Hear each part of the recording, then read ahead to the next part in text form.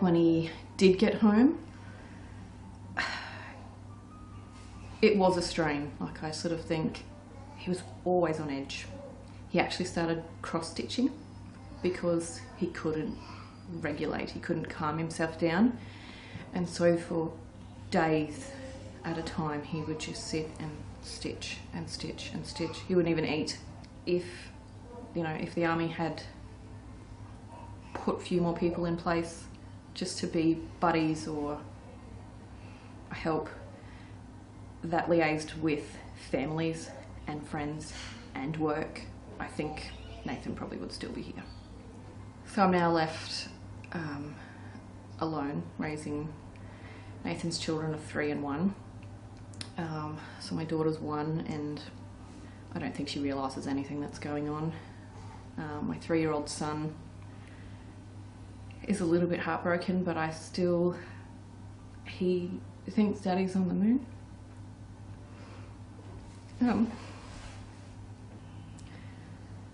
When Nathan put him to bed, he would say, "I love you to the moon and back." So my son thinks that Daddy took a rocket and he's living on the moon.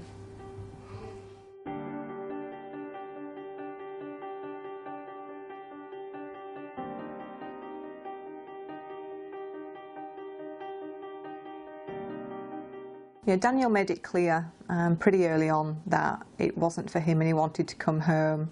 The final time he came home before he passed, he was in a very, very bad place.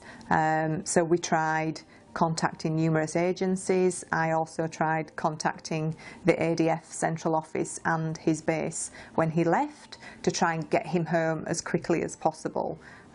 Each time was basically we had doors slammed in our faces and we were told there was a process to follow. Sadly, that process took far too long and was far too complex. What I would say is, had those processes been quickly and easy, Daniel would have been home and he would have been alive.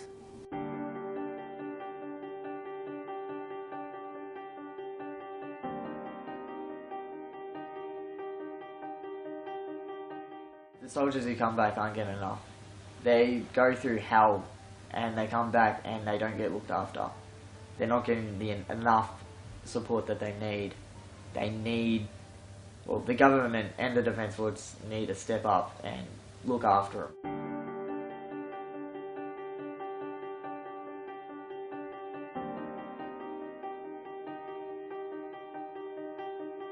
As he came back from his services, they were harder. I remember the last time, his last service, there was something in his eyes. He changed, and at that point I thought, he's not himself. There's something that's gone on. He's not talking. And he started slowly confiding in me that he was angry, and he was angry at the Navy, he was angry at family, he was angry at friends, he was angry at his memories. And I was sort of going through a whole lot of information, and when Dan got back from his last service, because I was considered his next of kin, I remember getting a newsletter saying, just as a warning, when he comes home, he may have changed. And that was really the extent of the preparation they gave to a family. There was nothing there to sort of prepare us as a family to say, what are the likely issues or when to call for help. The last time I saw him was at Christmas, 2014.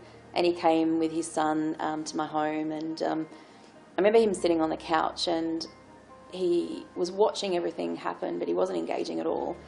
And I remember crying with him, and I said, "Are you okay?" I said, "Don't do anything. We love you, don't do anything." And he said, "I'm not good, Michelle." And a week later, he was gone. I absolutely believe that had the right systems been in place, my brother would be alive today.